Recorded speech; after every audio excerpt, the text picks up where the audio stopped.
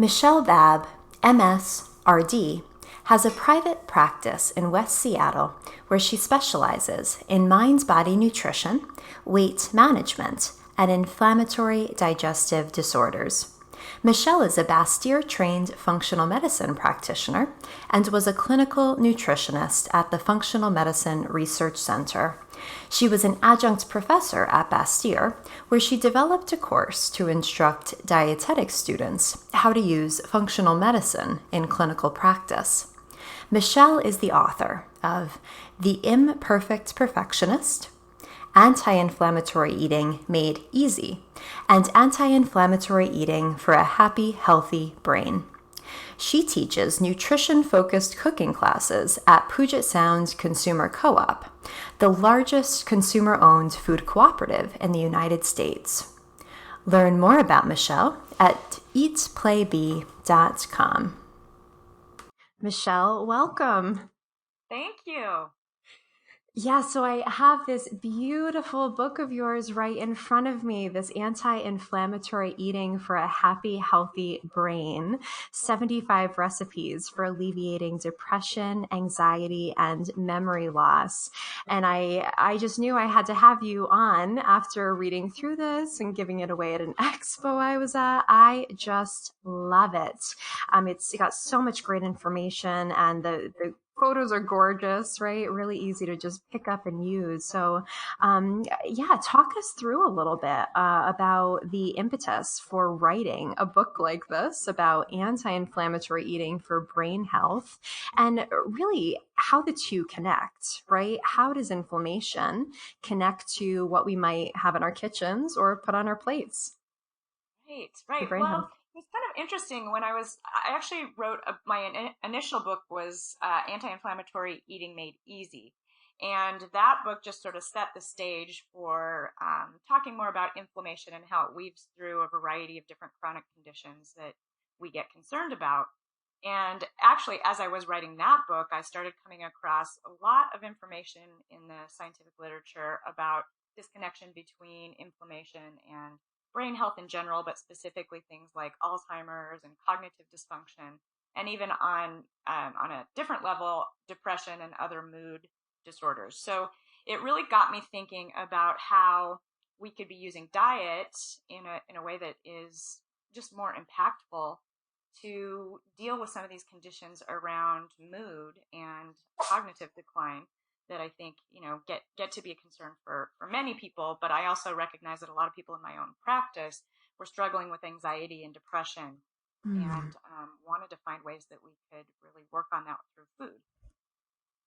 Yeah, I keep hearing statistics, Michelle, around how about 25% of adult women in the US, about one in four, are on some kind of antidepressant to address really a multitude of concerns, just like you're saying. So, I wanted to mention that because I think it so often kind of flies under the radar, right? People often think that they're in the minority, where in fact wow, it's pretty darn common, right, for individuals to be really struggling in that way. So interesting to think about how food, which is a big factor in all of our lives, could be connected. Yeah, absolutely. And it really is a common theme when I have people fill out their intake forms. I want to say probably even the majority of people who report some kind of anxiety, depression, some level of that. And it certainly can have an influence on just the ability to stay motivated and stay connected to, the lifestyle changes that they want to be making. So I want to make sure that, whatever we do is easy enough and accessible enough for people who might be struggling with some of that. And to be able to make these changes and to be able to have the kind of diet that really supports better mental health in general. Hmm. In your book, you've clearly been really strategic about the types of foods and ingredients, snacks, right? Entrees, eye openers, you call them, accompaniments that you've included. And, flipping through, I noticed that a lot of it wow, is plant-based, right? The vast majority of it is. So talk to us a little bit about, just through your research and your reading, what you've discovered around what seem to be the most important tenets of anti-inflammatory eating, especially when you're thinking about the brain piece, right? Because it's, wow, it's just such a, what does that even mean, right? Anti-inflammatory eating. I feel like it could mean so many things to so many people. Yeah, that's so true. And yeah, so if we're thinking about specifically how this feeds into brain health, one of the studies that really caught my attention is a trial that was done on the Mediterranean diet and kind of that with a combination of the DASH diet, which people often think of as something that helps with hypertension. It's Hmm. a reduced sodium diet. And a Mediterranean diet at its heart and soul is really what I consider an anti-inflammatory diet. So usually that's good news for most people because it's enjoyable to eat Hmm. that kind of food. But the foundation of that pyramid is very much plant-based food, and it includes, of course, vegetables and fruit, but also includes whole grains and beans, which have more recently kind of taken a hit and become a little bit more controversial with some of the other, I want to say, fad diets that are, showing up on the scene. So I just always like to remind people that, these high fiber foods that are plant-based foods really do make up the foundation of an anti-inflammatory diet that supports good brain health. So those are the kinds of foods that are really rich in phytonutrients and specific kinds of um, fats, proteins, and carbohydrates that are really important for brain health. And then on the flip side of that, in that same study, the things that they were asking participants to eat less of were things like red meat and dairy and processed food, and um, and those things were minimized in this study. So what was really interesting, there were around 900 participants in the study, and this was people who were ages 58 to 98, and it was a 4.5 year study, and they found a 54% reduction in the risk of developing Alzheimer's disease from following either the Mediterranean diet or that combination Mediterranean DASH diet. So it just goes to show, I mean, 54% is not a small number when we're talking about Hmm. risk. So Yeah.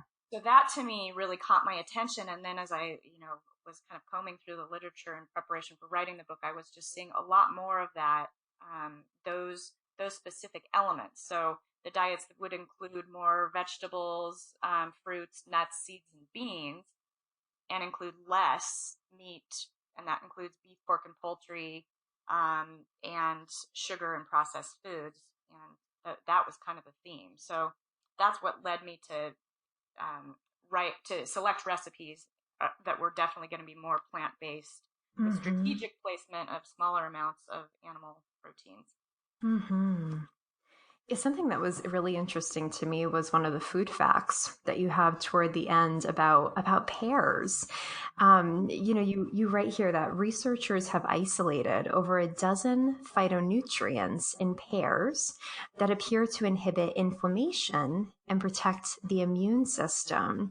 And then you have another food fact here. I love these, thinking about really what potential food has to shift, biochemistry even, about beets, how they contain really unique phytonutrients that have been shown to inhibit COX-1 and COX-2 enzymes. And those are the same enzymes that an NSAID would impact, right, to reduce inflammation. Absolutely right. Yeah. Yeah. So you think about that, and there's pretty heavy use of the nonsteroidal anti-inflammatory drugs to deal with inflammation, and there's a time and a place for that. But if we can deal with that through diet, through specific foods that have that same mechanism to really flip the switch and turn down or turn off the inflammation, what a great thing that is, because you're not having any of the downstream side effects. And we know that some of those NSAIDs have been notorious for causing some gastrointestinal distress, Right. deterioration of the GI lining, and also some difficulties with cardiovascular health. So, there's a lot of potential negative downside to that, and you just don't get that with food, but you still get the benefit. Yeah, yeah. It's really amazing to think about using diet as just a foundation for regulating, physical function, right? Resolving inflammation and making sure, biochemical pathways are humming along. I always think about diet when I'm working with people or speaking with people about changes that are difficult, for them, or really challenging, thinking about things as an experiment, right? And it's really interesting to me to see how often, things like joint pain, and sleep, things like that, so often improve dramatically in just days with dietary shifts. I literally can, set someone up on a food plan and they work on that for a couple weeks and come back for follow up, and already they're noticing differences in their body. And already they're noticing that the fog is starting to lift, the brain fog, and that, they're starting to have more mental clarity and maybe a little bit better energy, and it varies from person to person, but really people can see changes happening in a really short amount of time, and then that becomes very self-motivating. Mm-hmm. Yeah. So we know that dietary pattern overall really matters, right? That's what you're speaking to, how an anti-inflammatory pattern modeled after perhaps a Mediterranean diet, Mediterranean slash DASH type diet, the dietary approaches to stopping hypertension pattern, how those are really important as foundation. But then above and beyond that, you talk quite a bit here in your book about how certain nutrients or compounds could actually help to promote more production of different neurotransmitters, which I'm always so interested to hear more about. So, can you speak to that a little bit? First of all, maybe what that word means, neurotransmitters, and then a couple of examples of how diet or certain compounds or nutrients might impact production. Absolutely. Yeah. So the neurotransmitters in our brain are really, that's kind of the communication center. So that's where messages are sent to and from. And they're responsible for a variety of different things. But, the ones that I think we're most familiar with are what they call the catecholamines. And so that would include things like serotonin, which we know that for being happy and content, and Mm. dopamine. And that's where kind of the pleasure center of our brain resides. Beyond that, though, we look at things like there's another neurotransmitter called GABA, GABA, and that one Mm. is really helpful for having a calming effect. So a lot of times when people feel anxious or hypervigilant, those people might actually really benefit from foods that really support more of that GABA neurotransmitter. So the different kinds of foods sometimes are, so you can have foods that actually directly impact the production of that neurotransmitter. But a lot of the foods that I have listed in my book are ones that have certain nutrients. So it might be a Mm. vitamin, might be a mineral, or it might be a phytonutrient that actually will help facilitate the production of that neurotransmitter or act as a cofactor in the production of that neurotransmitter. So when you're deficient in some of those nutrients, then you're maybe not making as much of those neurotransmitters that can be really useful for you in regulating mood and helping with cognitive function. So you can be a little bit more targeted in how you construct your diet so that you can Mm. really upregulate some of those neurotransmitters that you're wanting to have have more of. Mm-hmm, mm-hmm. When I think about neurotransmitter, kind of just creation, right, or kind of just promoting a little more dopamine, right, for focus, attention, etc., I think a lot about both the precursors, amino acids, but then I also think, like you said, about the cofactors, right? So something that's been that I'm just wondering kind of your take on it. Something that's been on my mind lately is, thinking about how carbohydrates also change the way that, certain amounts of perhaps tryptophan, for example, might get into the brain, right? And thinking about how that might be related to some of the diets that have become popular, right? And kind of popular media, whether it be, a ketogenic diet, right? Or a dietary pattern where individuals are really restricting grains and beans and legumes in a big way. Yeah, I just kind of wonder your take on how big shifts in dietary patterns might impact uptake, perhaps, or creation of different neurotransmitters. Any thoughts on that? Yeah, A that's such a relationship great to point. mood? Yes, that's such a great point. And tryptophan is a really good example because I always talk to people about how the carbohydrate is really like the shuttle bus that escorts that tryptophan up to the brain. And so, if you're really limiting your carbohydrate, yes, you might be taking in ample amounts of protein, and the byproduct of that, or the breakdown products, the amino acids. You might be getting the tryptophan, but the tryptophan might not be getting delivered to your brain in a way that's going to be helpful for sleep and rest. And Hmm. so, yeah, that is a big concern to me, and I think that's twofold when we start to really limit carbs. And when I talk about carbs, I'm talking about complex carbs. So, I'm talking about beans, whole grains, vegetables, and fruit primarily, Mm-hmm. um, and leaving out of this equation the refined carbohydrates that are, the white sugar, white flour, processed foods. So if we can be more carb selective instead of carb phobic, I think that, there are two things that are important about that. And one is that you just mentioned it. The carbohydrates are important for, making sure that those neurotransmitters, or that the amino acids get, delivered to the brain. So that's kind of, think of it as like the shuttle bus. But then also, if we're really neglecting the complex carbs as part of our diet, there's the potential that we're also having a negative impact on the microbiome in our gut.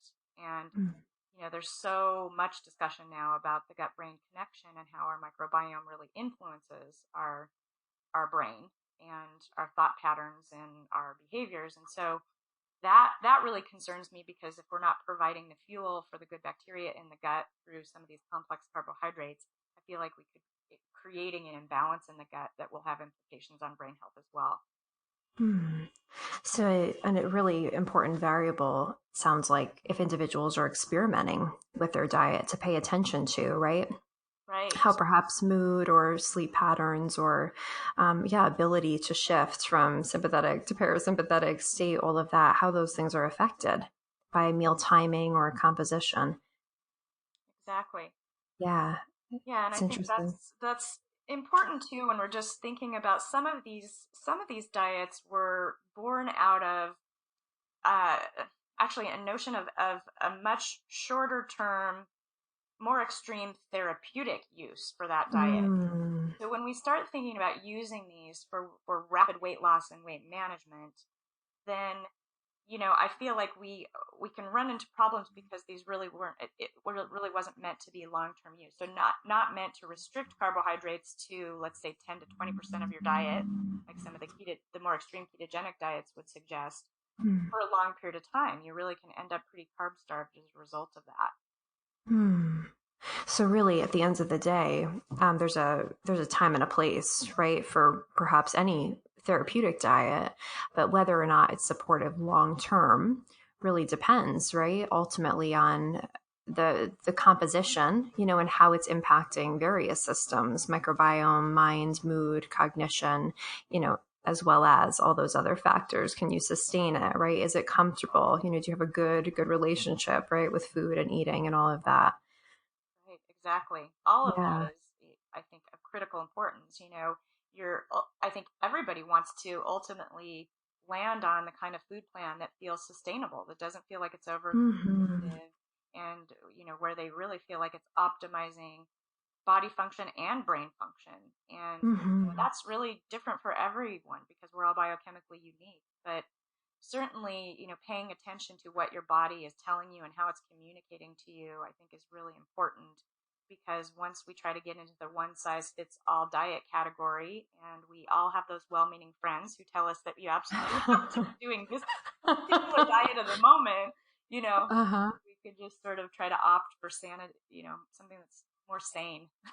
Yes, yeah.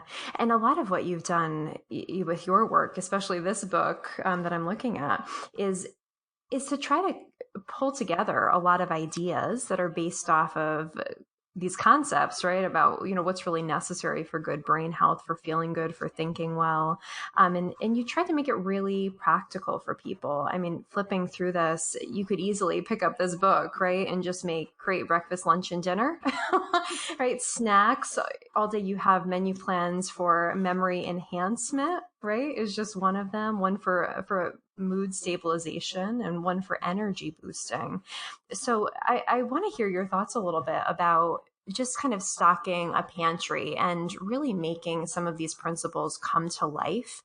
If someone is thinking about experimenting with their diet to try to improve their brain function, their cognitive function, their thinking, where would you really have them start? What would you say are really the absolute need to haves? Of course, they can go buy your book, right? So they can really get a good detailed list. But what really should be present in a kind of starter pantry, so to speak, a brain healthy pantry? Yeah, that's a great question. And I really encourage people to do this in steps so that it doesn't feel like it's completely overwhelming. So just taking off small bits of this and focusing on one thing at a time, and the first thing is probably just trying to get the pantry, the kitchen, that area clear of the foods that are going to promote more inflammation, the foods that make it difficult to adhere to any kind of a good solid eating plan, Mm. and the foods that are distracting you from having and enjoying good health. And so those are always going to be the more highly processed foods, and this is where I have discussions with people about really reading the ingredient labels and learning about what's in your food. And if you don't recognize what's in there, or there's high amounts of sugar is one in the top 4 or 5 ingredients, those are things that are probably worth pitching. So making room, clearing out the stuff that is getting in your way, those obstacles to good health, and making room for the good stuff. That could be step one. And then also, thinking about, while you're doing that, creating an environment in your kitchen. You don't have to have a big gourmet kitchen, but creating space so that you're actually wanting to spend some time in the kitchen doing food preparation. Eating a whole foods diet requires some amount of prep. That's just going to be the reality. You can take lots of shortcuts, and I encourage that, but making sure that that you have made space for yourself to do that. I think that's really critical too. And a lot of times when people start with just those two simple things, they start feeling motivated. Like, now there's room to do what I want to be doing. And then you can kind of turn your focus and attention to restocking a pantry in a way that is going to make it easy for you, because you're just going to have the things around that you need to make really delicious food that is going to be health supporting. So, just a few quick things that I think are staples in the pantry. I always like to have beans, and I don't mind at all if you want to use canned beans. I think it might make sense to do beans that are in cans that have the BPA free lining in them. So if you're using beans, canned beans I think are fine. Also, make sure that the only ingredient is beans. It's surprising. Mm-hmm. You actually have Ah, lots of different ingredients that are meant to be preservatives or ah. additives for color. So, and then if you want to cook your beans from scratch, of course, then having a variety of different kinds of dried beans I think would be great. Whole grains, things like quinoa, some oats, and any other kinds of whole grains that you want to include in your pantry. I think those are great to store and have readily available. And nuts and seeds, and those you might want to store in your refrigerator or your freezer, so that because the good healthy fats and oils that are in nuts and seeds are also perishable and subject to oxidation. So you don't, it's a good idea, if you're not going to use them right away, to store them in a cool place. But once you get some of those things along with some really good herbs and spices, then now you have kind of the formula to be able to start putting things together, and all you need is that fresh produce to make that happen. Yeah, good. So, really good foundational list there. So, nuts and seeds, whole grains, beans, etc. And the reason you're choosing these foods specifically, is it really because of the nutrients in them, or is it that the phytochemicals? What's really the reasoning behind that list you gave us? Yeah, I mean, I really like to put it in the context of the whole diet instead of, Right.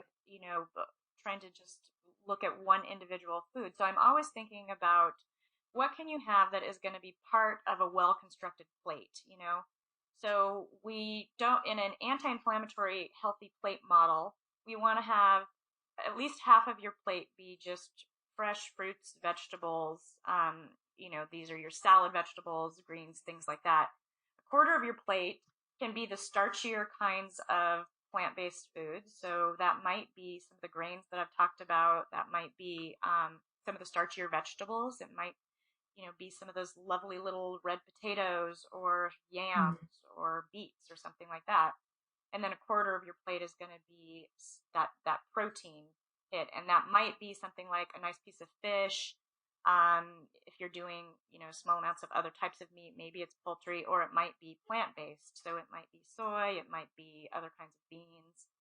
But that's how I think about it. So having some of those things that are going to be a good portion of your plate, having them on hand, so you're not having to scramble and try to find those or make another trip to the grocery store, I think is really, really helpful. So you mentioned nuts and seeds, in your need to have kind of food kitchen pantry list. Something I get a lot of questions about is about fats, about different types of cooking oils. You mentioned nuts and seeds. When I think about the Mediterranean dietary pattern, what comes to mind for me is olive oil, right? Olive oil. What's your take on fats? What are the best fats to have around for brain health and cognitive health? Yeah. Yeah, I definitely think that olive oil should be the oil that you use most of. So that's a Mm. good way to think about it. When you're buying and restocking your oil, is that the oil that you're going through most often? And there has been some kind of alarm around cooking with olive oil, and it has a smoke point of about 350 degrees. So it's not that we can't ever cook with it. It's just that we do want to have some options for higher heat oils that won't oxidize under higher heat. So if you're doing something like if you wanted to sear a piece of fish in a pan and you want to heat the oil up really, really hot, then your olive oil is not going to be your oil for that. So that's when you want to have something like avocado oil or maybe sunflower, safflower, grapeseed oil, something like that that's a little bit more heat stable. Mm. So, and I always mention too that if we get too fearful of using that nice monounsaturated fat that we get from olive oil, and we start leaning too heavily on these higher heat oils, we run the risk of getting out of balance as it relates to our omega 6 omega 3 ratio. So that's one that's really important for inflammation. So omega 6s come from more of our nuts and seeds and those kinds of oils, that vegetable oils, things like that. And omega 3s, of course, come from mostly, I mean, fish is a great source of it, but also from Mm. smaller amounts from, things like flax seeds. And so, we really want to be on top of keeping a good clean ratio where we're not overdoing with omega 6s and underdoing with omega 3s, because that is directly associated with more inflammation, which can impact brain health too. So eating nuts and seeds, I think, is perfectly great, and that's definitely a good part of a plant-based diet. Um, but relying too heavily on just the oils that come from that, might not be as good of an idea. So Mm. yeah, but Hmm. nuts and seeds and nut and seed butters have a lot of that good unsaturated fat that is really, really helpful for, on a cellular level, for the phospholipid layer of the cells that also Yes. with Yep. brain Yep. communication, right? Yeah. So you're even thinking about brain structure. Right, right. Yeah, and then the fats and oils that come from fish. That's why I'm a big advocate of a more pescatarian style food plan where fish is one of the primary sources of animal protein. So you are getting those really nice, rich omega 3s from some of the fattier, oilier fish. And if you choose to be vegetarian or vegan, that you're getting some form of those omega 3s in things like walnuts and flax seeds and even some of your Hmm. greens.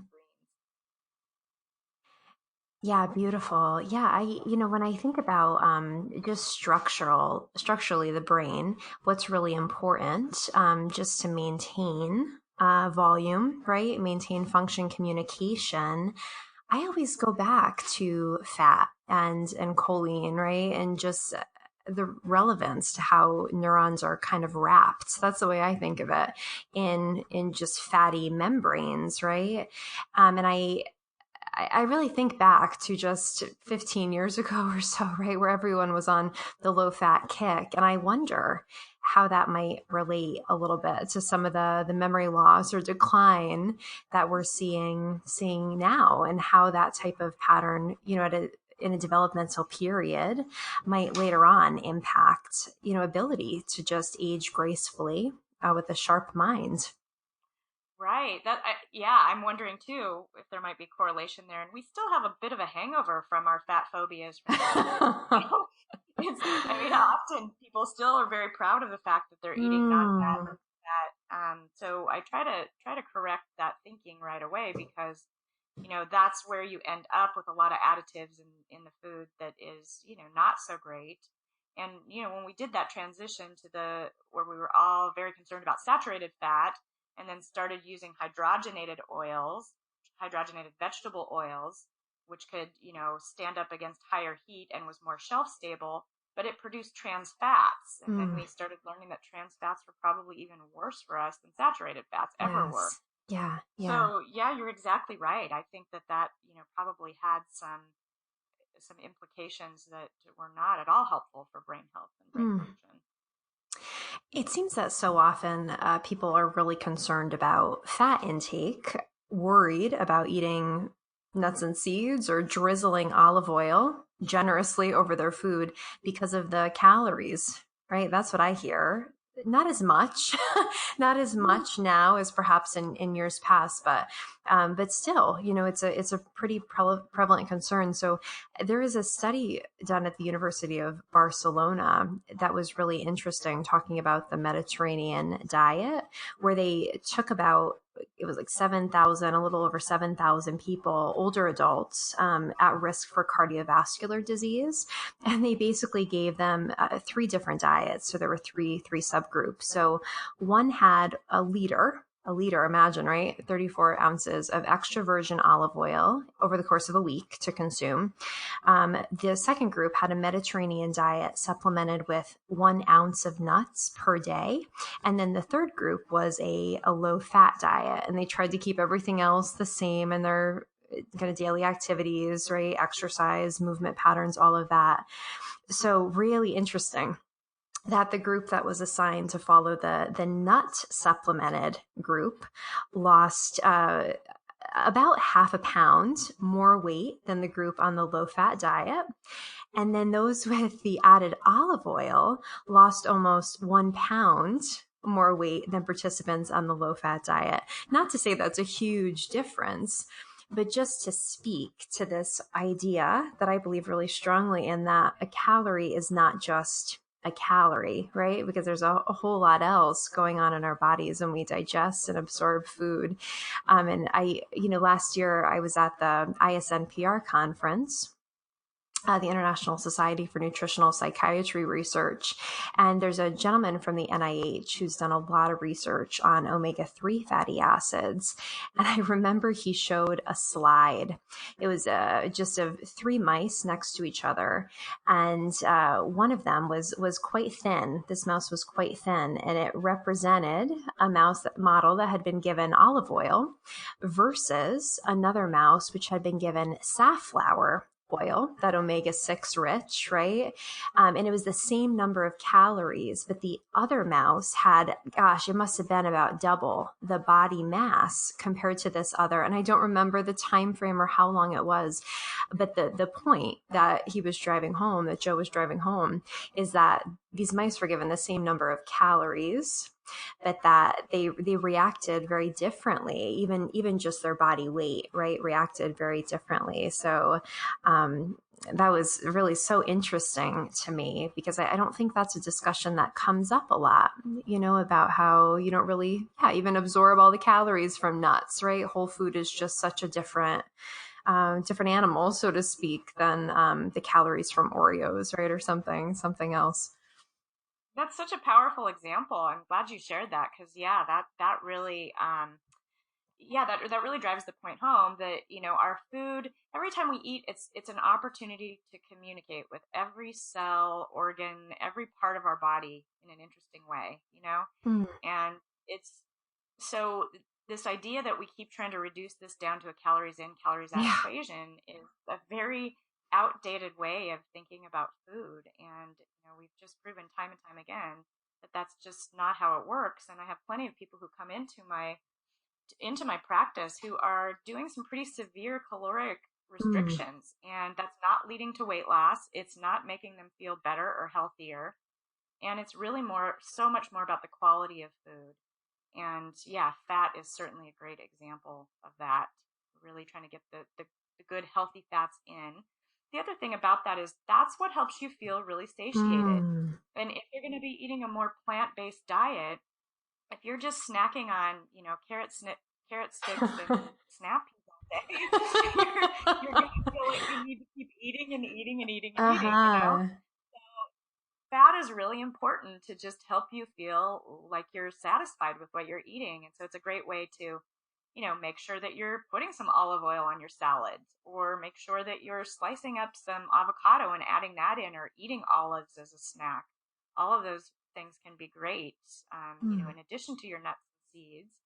Because the one thing I will say about that is that, while they are a superfood in many ways, they are also easy to get overly reliant on Mm. because, They're so they're easy. just right. Right. Yeah. Very convenient. And before you know it, you've had like 2 cups of nuts while you're sitting there at your desk, grazing away. So, making sure that you're opting for variety and that you're using, you're being intentional when you're snacking on nuts or when you're adding them to things. Mm.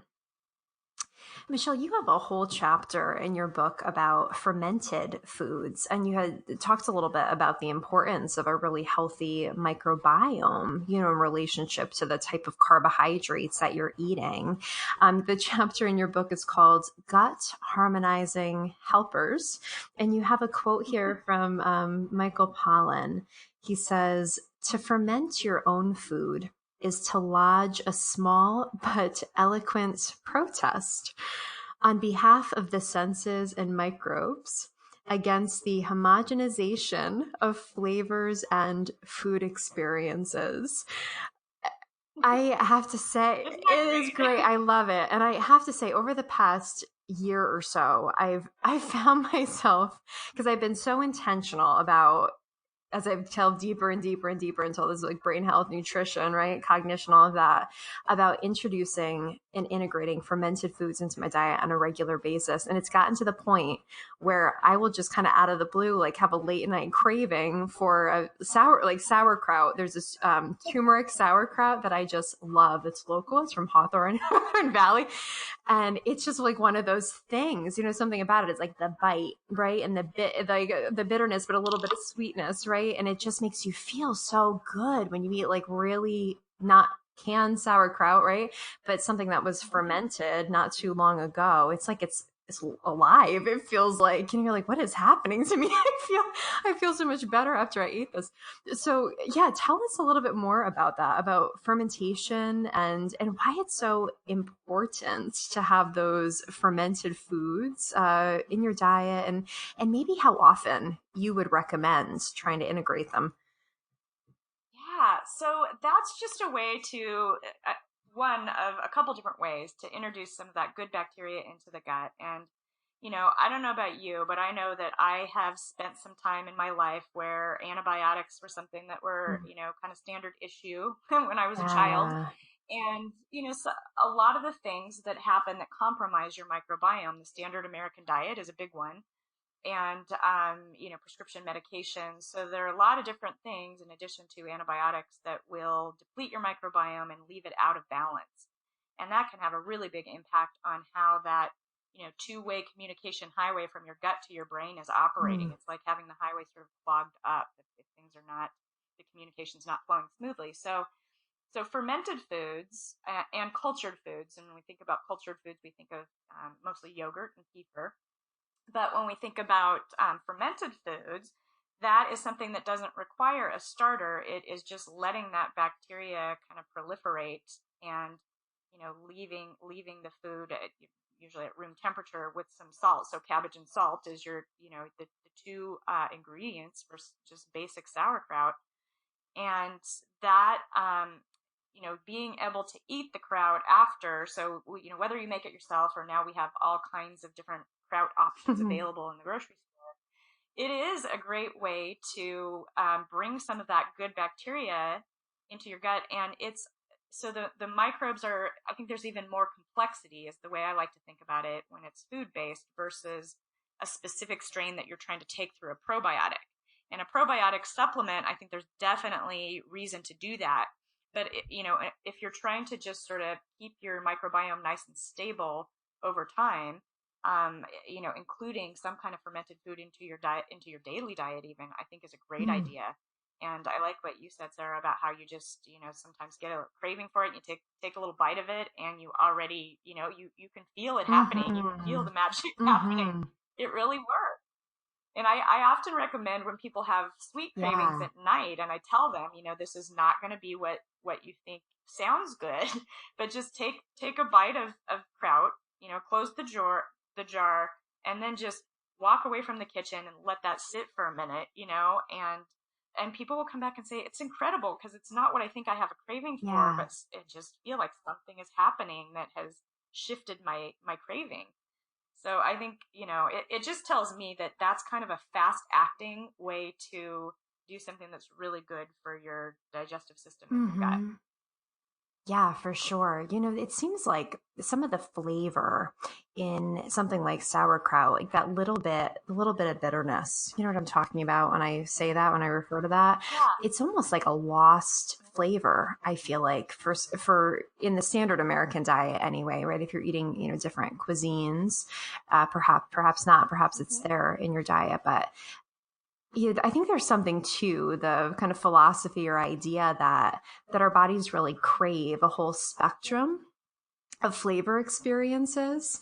And I think that because the standard American diet is often so highly processed and there's so much sugar, hidden here, there, and everywhere, from breads to toaster pastries, right? Everywhere you turn, we get so accustomed to that sweet, sweet, sweet, sweet, sweet. And I think sometimes that what people experience is they just kind of keep wanting that flavor, and there's nothing to really balance it out. It's like we have so much salty, so much sweet, but we don't have a lot of that beautiful, deep, like just bitterness, that helps to round out just the experience of a meal. Have you noticed that with your clients or individuals you've worked with, that yeah, just having those different flavor compounds can make a difference? Yeah, it's so true. And I think that's really valuable when people are trying to Mm, acquire a taste for kraut, because it can really be an acquired taste, especially if you didn't grow right. up with it or you have bad memories of kraut on hot dogs. I don't know. But I do think that it can be used. So one of the ways that I think is a really way to Yeah, integrate it tell into your us. diet if you're not used to it is I'll just take a scoop of some kind of, like, just you mentioned the turmeric kraut, Yeah. which I think is great. But just regular kraut or even fermented carrots, you can buy those now too, and just dump a generous scoop of that into some mixed greens, like you're making a salad. Drizzle on some olive oil, and then throw in whatever vegetables you're in the mood for in a salad, and then toss that together, because what it does is it almost lends like a little bit of a vinegar flavor, so it's got that kind of Mm. sharpness to it, and then you get the crunch from the cabbage, so it just blends really well into a salad, and that's usually a pretty easy sell for someone who's not accustomed to having kraut in their diet, and they're not very interested in just Yeah, eating it out of the yeah. jar. There's also a company that I think might be local to me here in Seattle or close by, called Firefly Kitchens, and they wrote a cookbook, and they have some good resources on their website where they do some really interesting things with Uh, kraut and with fermented foods. For example, they'll take kimchi and blend it with peanut butter and some other ingredients to make a oh, spicy peanut sauce. interesting. So yeah, really cool things you can do. They use other kinds of, like, their purple kraut, and dump some of that into a smoothie with berries Wow. and things of that nature, and you don't really notice that it's in there, but it's an interesting way to use fermented foods that are a little bit Yeah, more wow, that's non-traditional. so creative. I love that. I'm so glad you mentioned those quick recipe ideas. It seems like something that's really valuable about eating something like kimchi or sauerkraut is that you get the prebiotic fiber at the same time, right? I keep hearing that in order to meaningfully shift bacterial colonies, we really need to have consistent sources of those prebiotic fibers to help kind of promote the growth of the probiotics, right? The good bacteria that we're getting through something like sauerkraut, right? That's been fermented kind of traditionally. So it's just, again, that beautiful Whole Foods picture, right? About how nature is built in to various pieces, right? In a way that we Yes. might not get in just by popping a probiotic supplement, right? Yeah. Yeah, absolutely. And the other thing about it is it really, one of the reasons I featured it in my book is it's so easy to make. And when I started eating it on a regular basis, it became a really expensive habit to buy it. It can Yeah, be nine or right. ten Yep, dollars yep. a jar. Yeah. So that's a deterrent. And as I was buying it, I would think to myself, okay, what this is a 3 pound head of cabbage, a tablespoon of Yes. salt. I can't Yeah. justify this anymore. So, I learned how to do that myself. I actually have a video. I know you'll have some of these links on your site, but I have a video that's on my YouTube site and also done through my Facebook page, that is how to make just quick and easy down and dirty kraut. And, when people watch that, it's like, oh man, Yeah. I Yep. could do Yep. this. This is easy. Yeah. And sometimes So yeah, I just encourage people to do some experimentation with that because it's beautiful. actually Yeah. And really what's fun. what's a head of cabbage cost? I don't know about you there in Seattle, but it's just probably $3. For us, it's like it doesn't get cheaper than Yeah, that. yeah, Yeah, it doesn't get exactly. cheaper. Very cool. Good. So you've got some Perfect. recipes in your book. You've got the video on your site, so people want to experiment. That's a lot of fun, right? To try to make your own sauerkraut. What should people look for if they're going to do that? What's kind of the end product they're going for? How would they know when they're fermenting that maybe it's ready to eat, it's got the good bacteria, and how do they kind of figure out if it's gone bad? Like, is that possible for it to ferment too much? Because I think a lot of people are kind of nervous, right, about leaving stuff out on their counter and just letting it sit there. What's your advice? Yes.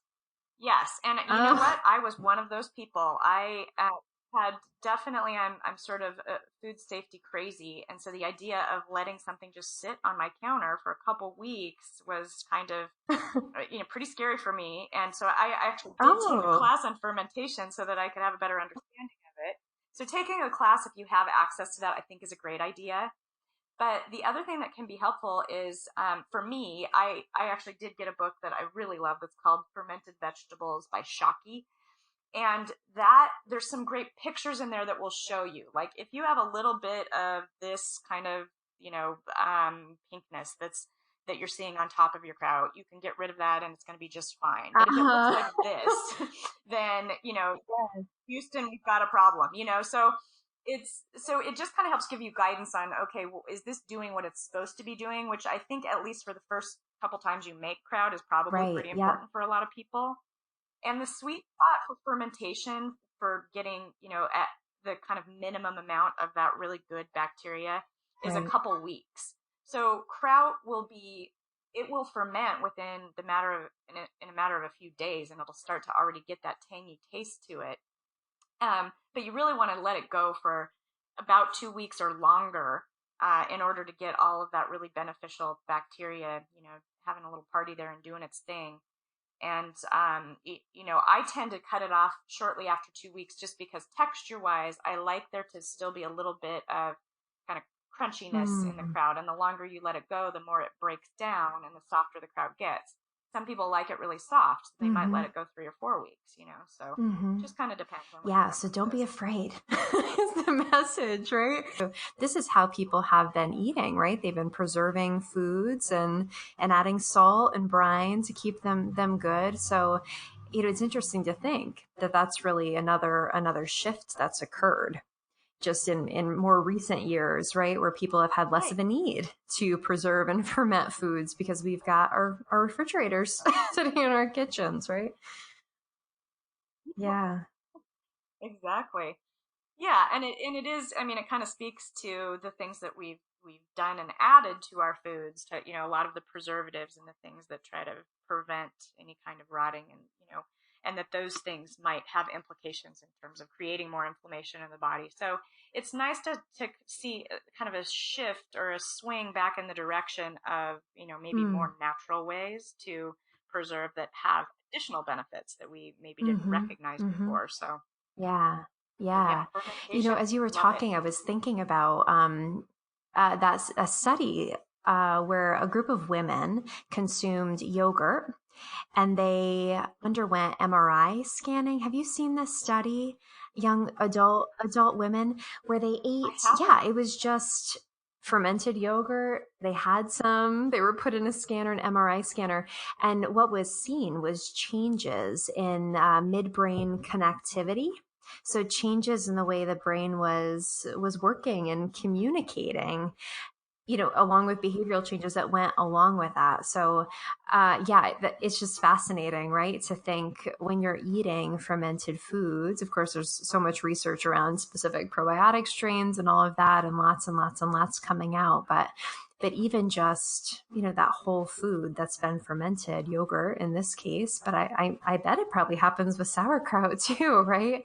That there's some changes happening in brain Yeah. function in some way, because really I feel it. I'll eat something, and I say the same thing happens with yogurt too. When I'm eating yogurt, I'll tell my husband, I'm like, I just feel happier. There's something here. If I get like really from yogurt that's been fermented for a long period of time, yeah, it's interesting. Another one of those little experiments, right, for people to run, just observe. It's good stuff. Yeah, and I think that can be really, it can be really encouraging for people who suffer Yeah. from, anxiety is one that comes to mind, where, we're so focused on how that can Mm. be very externally driven, and the things that kind of come into, that kind of come into our awareness through the day that might kind of increase our anxiety, and, how we're interpreting that internally, and how we're dealing with it. But also, these changes in diet, time and time again, I will have people come back and just tell me, and they're surprised. They'll say, I don't know if I'm just imagining this, or is it possible, but I feel less Mm. anxious, and my mood feels more stable, and I'm a lot less irritable. And I tell Yes. them, yes, absolutely, this is the result of making dietary changes. So, so I Yeah. feel like that can be very empowering for people Yeah, to because think that way. otherwise, I mean, if the way I think about it is that, if you're taking in a food, say that's inflammatory for you, the way I interpret that is that your system's not really cooperating with whatever it is, right? And so because so often, if I remove foods as part of an elimination diet, people feel so much better, right? And then don't when they bring it back in, right? Even mood responds. Yeah, I think about diet very much in terms of kind of aggravating your system or supporting your system, right? And different inputs and outputs can cause a lot of those underlying just sensations. This your sense of being can be impacted so dramatically because we eat all day long, right? It's not like we just eat once a week and then the rest of our lives happen, but it's constant input, whatever we're putting in our bodies. So whether or not it's supporting, good healthy function, or breeding a little bit of kind of agitation, right? Biochemical agitation really depends on, like you said, the individual, but then also a lot of the compounds, right? Compounds in the food, and if you're getting enough protein and fat, and what type of carbohydrates, and all of that.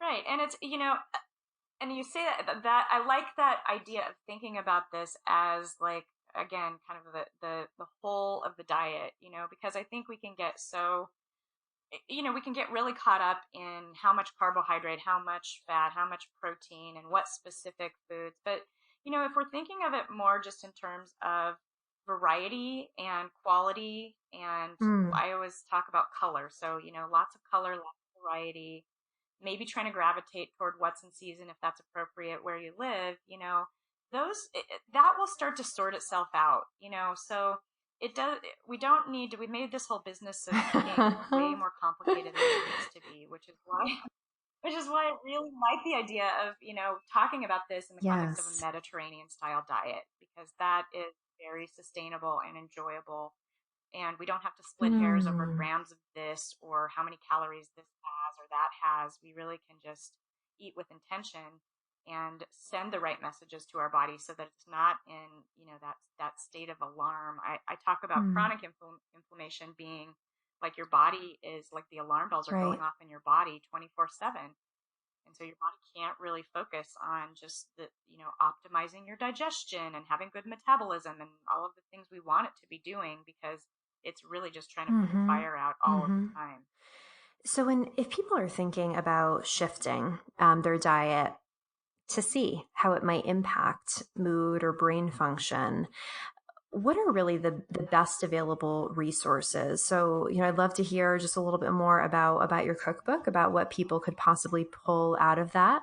But then perhaps some others, maybe, top 5 tips, right, for meal planning, or just some, go-to resources. What would you recommend? Yeah. So the first book that I wrote, Anti-Inflammatory Eating Made Easy, if somebody is interested in doing an elimination diet where they're taking out the foods that are the most common allergens and the ones that are most common to trigger inflammation, that book actually does have the whole introduction, tries to set you up for that, and all 75 recipes are allowed allowed on an elimination diet. And so that one can be a good resource for someone who feels like maybe something they're eating is creating some internal inflammation. That's a good place to start. And then the Happy Healthy Brain book expands the diet a little bit. So there are some foods that are not on an elimination diet, like soy and eggs, and some other things that are really good for brain health, but you want to make sure, that that's not something that Mm. creates an issue for you, your system. So that the other thing that I think is useful about the Happy Healthy Brain book is that it talks about the different tiers of food prep, which you just alluded to. I think that having some kind of a system for planning, shopping, and prep is really essential. And I do have a video on that too, which I think can be really helpful. And just here's, if you just have 20 minutes, here's some stuff that you can do that's going to make your week flow much more easily. So, those are a couple of resources that I have that are, just handy and available. But also, I think one of the things that I've come across recently that I'm absolutely in love with is, so I've been, looking at different meal Yes. planning apps, because I like the idea that you populate a shopping list and you can just, really minimize the amount of work you have to put into planning.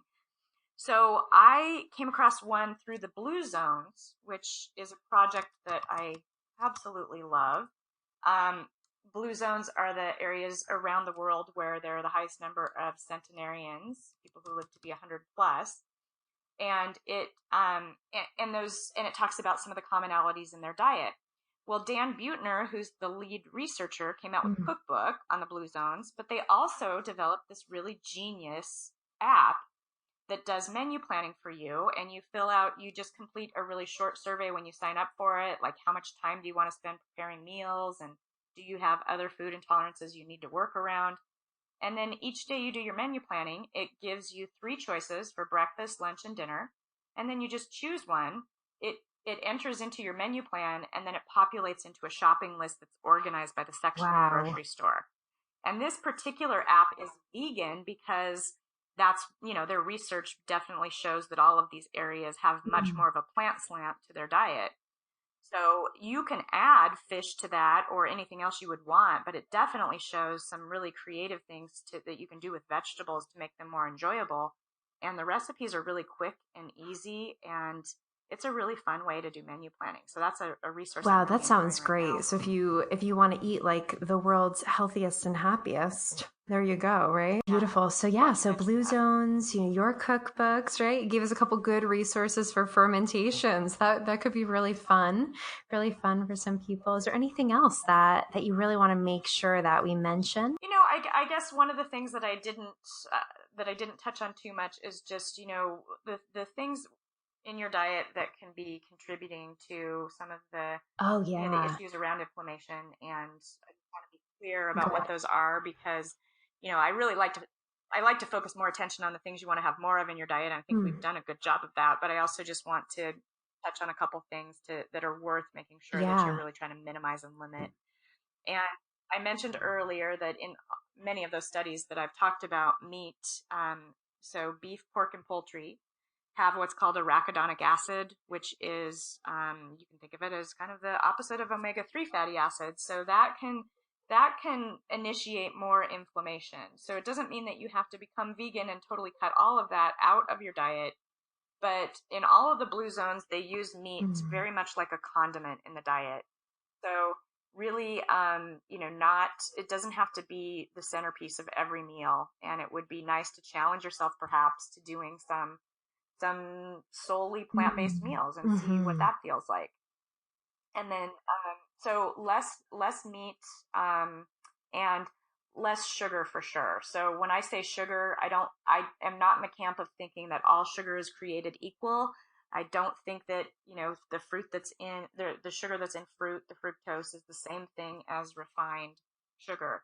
But definitely looking at, products that have, like I think I mentioned, for sugar in the top 4 or 5 ingredients, that would be something that, you probably want to leave on the Mm. shelf. But sugar actually has an impact on what's called brain derived neurotrophic factor. So that's what helps you make new Mm. neuronal connections.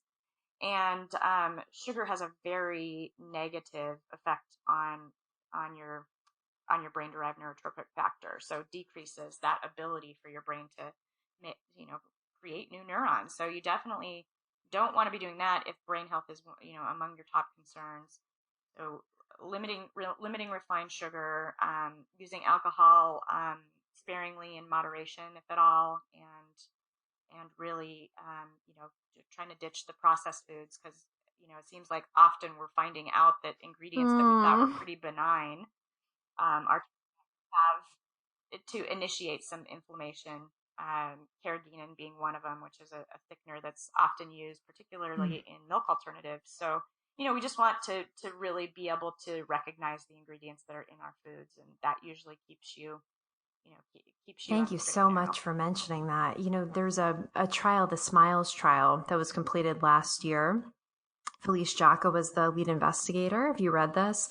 And that's one of the big, big things that was emphasized in the dietary pattern that led to less depression and anxiety was super minimal sugar consumption, because they talk about in the introduction to their study about how dietary patterns, back to the big picture, that include more processed food and sugary products are associated with an increased risk of depression. So they brought it in as a variable, and really minimized it and saw fantastic results. So I think there's a lot to that.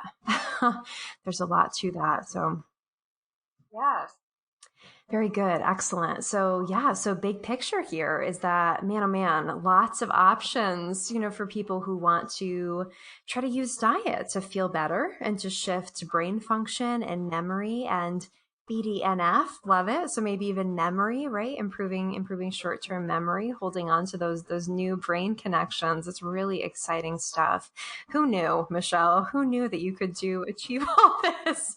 Achieve all this through what's on your fork, right? It makes healthy eating, the idea of healthy eating, just quite thrilling, I think. A lot more exciting than just eat some more fruits and vegetables, right? Yeah, Good stuff. I So thank you agree. so much for providing us with such a valuable resource, in your book. Thank you again so much for your time and, yeah, for everything you've shared with us here today. It's been a pleasure. Thank Thanks, you. It's been Michelle. a pleasure.